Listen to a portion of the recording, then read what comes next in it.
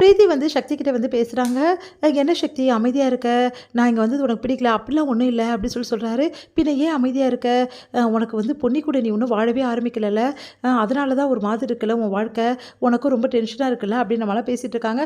அதெல்லாம் ஒன்றும் இல்லை, பொன்னியோட மனசு இங்கே யாருமே புரிஞ்சுக்கல அப்படின்னோடனே அதிர்ச்சி அடைகிறாங்க. நீ என்ன சொல்கிற சக்தி அப்படின்னோடனே, ஆமாம் பொன்னிக்கு எவ்வளோ மனசு கஷ்டமாக இருக்கும், என்னதான் இருந்தாலும் நம்ம 2 பேரும் ஒரு காலத்தில் அந்த மாதிரி இருந்திருக்கோம் லவ்வர்ஸாக, அப்போ வந்து அவள் மனசு எவ்வளோ கஷ்டப்படும், அதை பற்றி கொஞ்சமாவது யாராவது யோசிச்சாங்களா? எல்லாரும் அவங்கவுங்க விஷயத்துக்கு முடிவெடுக்கிறாங்க. என்ன சக்தி இப்படி பேசுகிற, அப்போ நான் இங்கே வந்தது உனக்கு பிடிக்கலையா? பிடிக்கலன்னு சொல்கிறதோட பொண்ணுக்கு பிடிச்சிருக்கான்னு பார்க்கணும்ல, அவள் மனசு கஷ்டம், அவள் என்கிட்ட ஒன்றும் சொல்லலை, அது எப்படி சொல்வா? பொன்னி வந்து தான் மனசை கஷ்டப்படுத்திப்பாளே தவிர அடுத்தவங்க மனசை எப்போவுமே கஷ்டப்படுத்த மாட்டா, அந்த மாதிரி எண்ணமே பொன்னிக்கு கிடையாது அப்படின்ற மாதிரி சொல்கிறாரு. பொன்னியை பற்றி மேன்மேலும் பெருமையாக பேசிகிட்டு இருக்காரு. அதை பார்க்கும்போது பிரீத்திக்கு செம்ம கடுப்பாக இருக்குது, செம்ம டென்ஷன் ஆகிடுறாங்க. சரி பிரீத்தி டைம் ஆகிடுச்சு நான் கிளம்புறேன் அப்படின்னு சொல்லிட்டு போயிடுறாரு. உடனே வந்து இது எல்லாத்தையும் மாற்றணும், பொன்னியை பற்றி வெறுப்பை இவர் மனசில் உண்டாக்கணும், பொன்னி இவரை பிரிக்காமல் விடவே மாட்டேன் அப்படின்னு சொல்லிட்டு யோசிக்கிறாங்க பிரீத்தி. இங்கே வந்து பொன்னி வந்து அமைதியாக வந்து இருக்காங்க.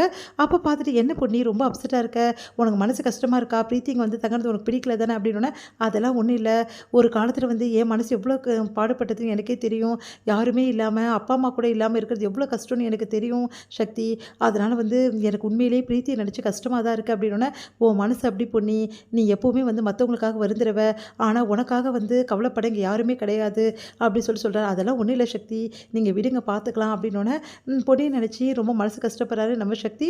அடுத்து வந்து இங்கே என்ன பண்ணுறாங்கன்னா, கமிட்டியில் வந்து அங்கே இருக்கிற அந்த குடியிருப்போர் நல சங்கத்தில் வந்து கூப்பிட்றாங்க. இந்த மாதிரி நாங்கள் வந்து ஒரு விழா நடத்துகிறோம், அந்த விழாவுக்கு வந்து நீங்கள் தான் தலைமை தாங்கணும் அப்படின்னு சொல்லிட்டு சக்தியோட அம்மா அப்பாவை கூப்பிட்றாங்க.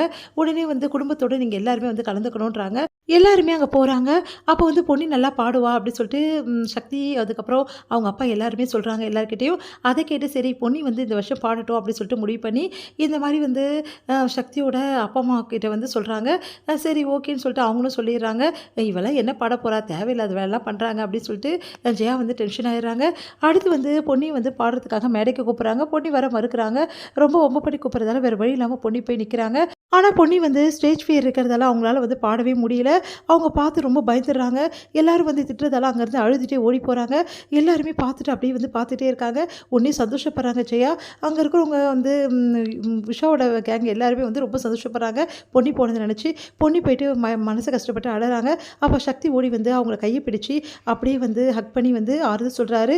கவலைப்படாத பொன்னி, உன்னால் எல்லாமே முடியும், உன்னால் முடியாது ஒன்றுமே கிடையாது, நீ ஏன் இந்த மக்கள்லாம் பார்த்து டென்ஷன் ஆகிற, நீ வந்து எப்படி பாடின ஃபஸ்ட்டு கோயிலில் அப்படின்னோடனே, அப்போ வந்து நான் தெரியாமல் பாடிட்ட சக்தி, கண்ண மூடி தான் பாட, அதே மாதிரி இப்போவும் பாடலாம், ஒன்றும் பிரச்சனை இல்லை, கண்ண மூடின்னு பாட யார் என்ன கேள்வி கேட்க போகிறா அப்படின்னு சொன்னோன்னே, அப்படியே வந்து நிஜமாவ சக்தி நான் பாடுவேனா, கண்டிப்பாக நீ பாடுவேன் அப்படின்னு சொல்லிட்டு ஆறுதல் சொல்லிட்டு இருக்காரு. அப்படியே வந்து தோல் மேலே சாட்சின்னு ஆறுதல் சொல்கிறாரு. இது எல்லாத்தையுமே வந்து பிரீத்தி பார்த்துடுறாங்க. பிரீத்தி பார்த்துட்டு செம்ம கடுப்பாகிறாங்க. இப்படி வந்து சக்தி வந்து பொண்ணுக்கிட்ட வந்து இப்படி இருக்கானே, ரொம்ப வந்து க்ளோஸாக இருக்காங்களே இவங்க 2 பேரும், இவங்க 2 பேரும் இப்படியாவது பிரிச்சே ஆகணும், நான் இருக்க வேண்டிய இடத்துல வந்து பொன்னி வந்து இருந்துக்கிட்டு இப்படி பண்ணிகிட்ருக்காளே, இவளை விடவே கூடாது அப்படின்னு சொல்லிட்டு பிரீத்தி வந்து முடிவு பண்ணுறாங்க. இங்கே வந்து பொன்னி வந்து கண்டிப்பாக பாடவே மாட்டா, அவள் என்ன பாட போகிறா அப்படின்னு சொல்லிட்டு பார்த்துட்டே இருக்காங்க ஜெயா.